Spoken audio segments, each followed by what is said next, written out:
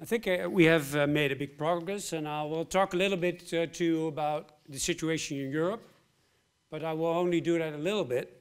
And that's because actually we have a problem that Europe is, of course, not one country.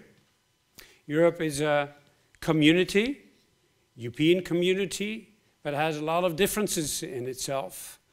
And one of the interesting things, of course, is that these differences leads to very nice things, as this Six Nations Cup rugby, which cannot be played anymore if we become one community. We have actually 6 nations that differ a lot in culture, but also in their healthcare system. And that is all through Europe. Healthcare systems are different.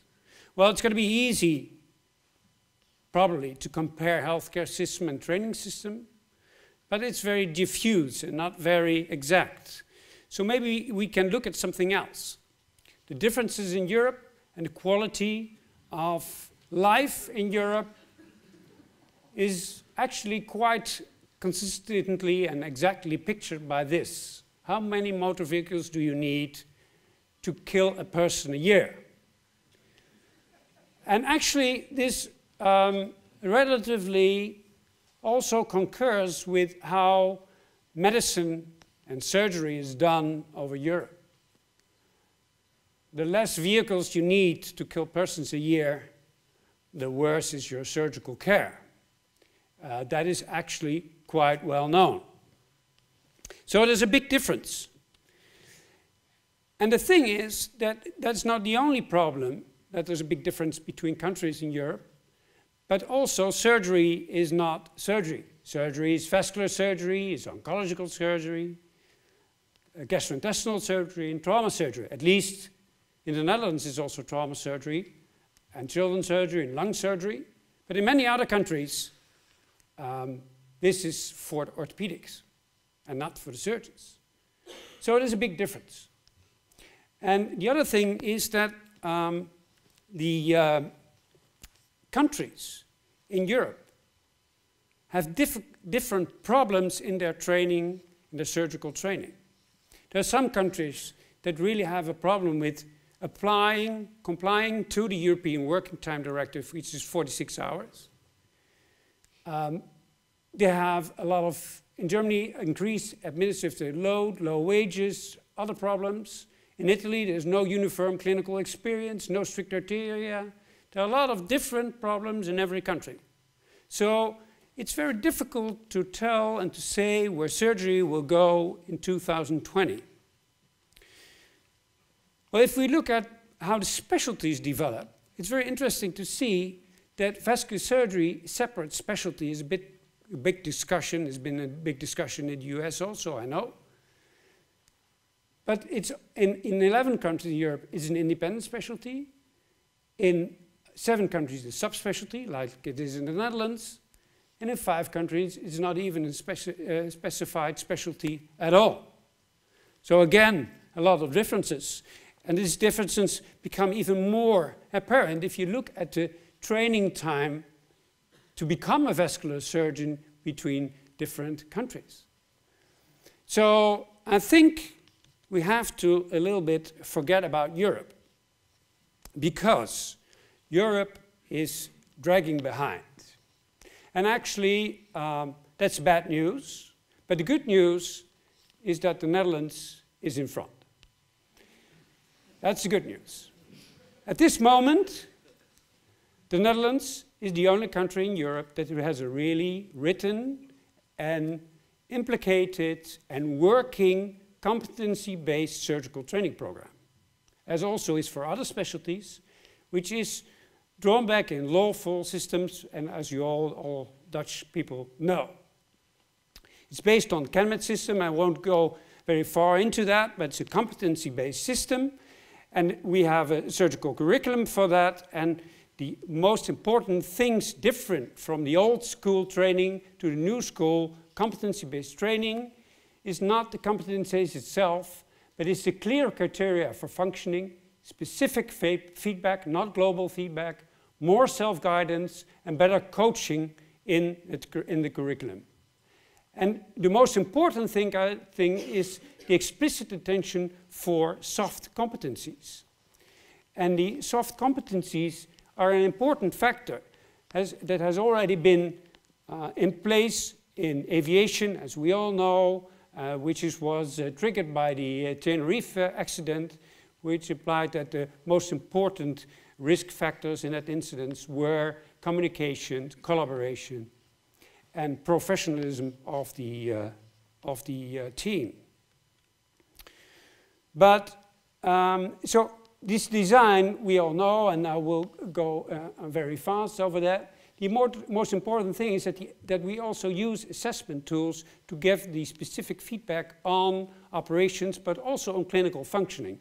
We all know that, and the interesting thing is that also in other countries, these feedback instruments are already implemented. But if you talk to residents and to surgeons in other countries, like you have in the UK, in the UK you also have a very robust system of feedback forms. But if you talk to the resident and surgeon in the UK and in Ireland, that in fact it doesn't work on the working place. And also in Holland, it is not easy to have a competency-based feedback system. And why is that? That is because it doesn't feel very natural. It's too specific, it's too administrative, and doesn't feel intuitive. So competency-based training sounds nice, but it doesn't work in the workplace. And people, surgeons, other specialists are not trained in a virtual environment, they are trained in a working space. So you have to find things that feels intuitive in the working space. So now we're going to a new concept. And that concept is the concept of entrusted professional activities. These entrusted professional activities are actually already in 2007 were published by Ollett and Kate in the British Medical Journal. And they define actually a core unit of professional work that can be identified as a task of responsibility to be entrusted to a trainee once sufficient competence, so the competence is not fully disregarded, as soon as sufficient competence has been reached. So actually, these things are more set as a sort of milestones to decide what can a resident actually do? How is his performance? So the focus is not on the competencies, but on the day-to-day activities that are really done in the workplace. So this new concept is going to be the basis of a new surgical curriculum in 2020, but we hope that already in 2016 we have this in place. So how is this going to work? It's going to work like this. Some examples. We're going to work with, for instance, appendectomy. Appendectomy is going to be an entrusted professional activity, an APA as it's called, and to see where the resident can be trusted to perform this operation independently. Does this mean that he has to perform all appendectomies independently? No, but we entrusted this to him, that he has also the notion to ask a supervisor if the operation is more difficult than his skills can apply, can do. So it doesn't mean a sort of free ticket to do everything you want, but to have a sort of entrusted to this person that he can do it. The same can be said for gamma nails or for vascular surgeons, for EVARs, but also for young residents to perform clinical rounds independently or with minimal supervision. I, as a trainer, entrust you, the trainee, that you can do the clinical rounds by yourself. I don't have to be there. And of course, you have to have competencies to do that, but you can do it. The other thing is, you can also go by good feedback giving. A very difficult point is the duty call over, the handover in the morning on Monday morning. It's very difficult for young residents to do. But if you give them good feedback, at some day you can entrust them that they can do that independently and they don't need any more feedback on that issue. So this is the way it's going to go.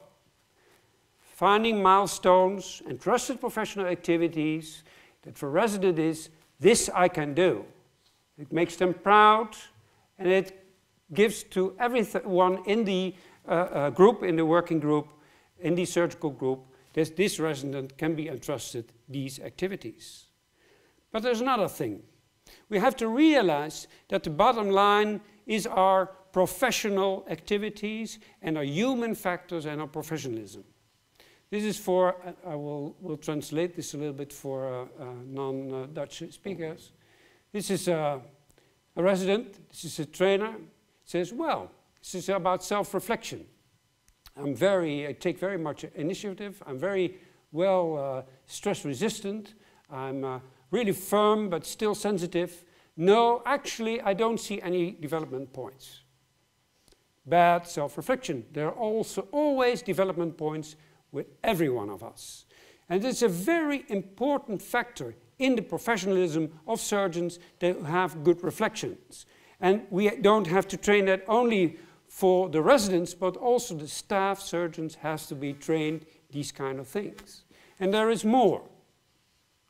Teamwork, the essential thing for surgery. Surgery is not done without teamwork. It cannot be safe in surgery without teamwork. It's not about your individual competence. It's about your team competence that is the key figure. And not only the teamwork, but also the team spirit. As a group, you have to get your team spirit to get the best out of your team. Probably you all know this is the America's Cup. America was down, I think, 8-0 or something against New Zealand, and they won 9-1 or something, or 9-8 or something in the last race, about their team spirit, all about the team. And this is also very important. We cannot talk only about competence. We have to train, we have to practice and practice and practice. Not only in the operating theater, but also at home. These kind of knots can be practiced at home while looking at the television. We will have to ask of our residents to really practice also at home for these things. We cannot do everything that we want to do in our skills in the hospital. And then, probably one of the most important things in surgery is discipline. Discipline in the OR, discipline to use checklists in the right way and to teach our residents and our surgeons to do these things. That's the only way that we can really get to excellent performance in surgery. And that is going to be our challenge, I think, for 2020, to have these cornerstones in the human factors in surgery, to get those in place and to get them for all our residents, but also probably for our staffs. Thank you very much.